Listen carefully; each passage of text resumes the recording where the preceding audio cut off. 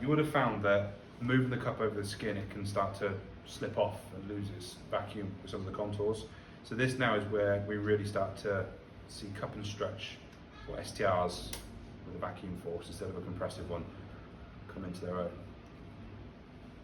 So you can use a slightly smaller cup, but we've got less of a risk of the cup falling off this time, because we're going to make Andy do some of the work for us. So, a few different ways of doing this. We can pop it on, just go with the one for now, because it can mount quite quickly on the neck. And I'd like you to slowly side bend your head to the left.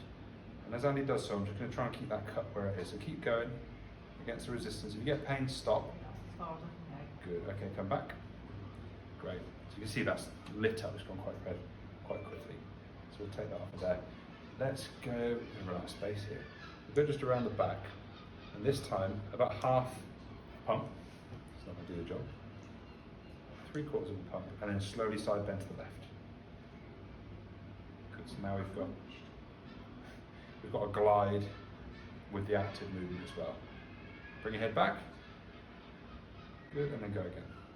So you can see what we're trying to do, pull the tissues away with that vacuum lock. There's just two different ways of doing it. But more of an emphasis on levator scapula, we can include a bit of a side bend and flexion. So this time as you side bend, I want you to actually look down towards your left ear at the same time. So there you go. Good, I'm tracing levator scapula as I do so. Okay, and then back. Then we can go up into the upper trapezius as we do that as well. Lost all the pressure. Okay, and then just bend down to look at the floor. Perfect, come back. Side bend to the left for me. I recommend that you keep the pump in your hand, because you will lose pressure moving over the skin. And one more time, side bend to the left. Good. Good, okay? Okay. It's just cracking away. Your neck, or? Yeah. If we want to get a bit more of a lock on there and keep the cup where it is, to allow the tissues to move underneath the lock of the cup, up here, it can mark quite quickly, it can be painful.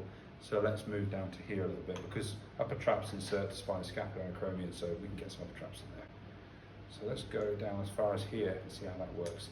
So slowly side bend your head to the left for me. It's not going to be quite as severe for Andy because we're further away from the origin. Okay, and back. All good? Yeah, that's all okay. Edge our way up now. See what we can do. So go again. Good. Excellent. Okay, and we'll leave that there.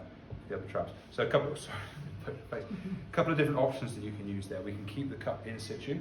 So what you're doing is just supporting it with your hand to avoid it being pulled over with the neck. So some of that tissue is going to move underneath the cup, and the other one is an active pull away, like a pin and stretch, kind of STR, massage and movement kind of thing.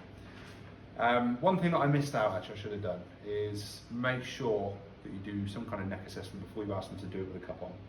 So we'll see that they can do it safely, and we can also then use that to reassess afterwards. So what I should have done is say, side bend your head to the left for me, please. Good, and then back. So we can have a look and see, is it okay? Is there any pain, any restriction?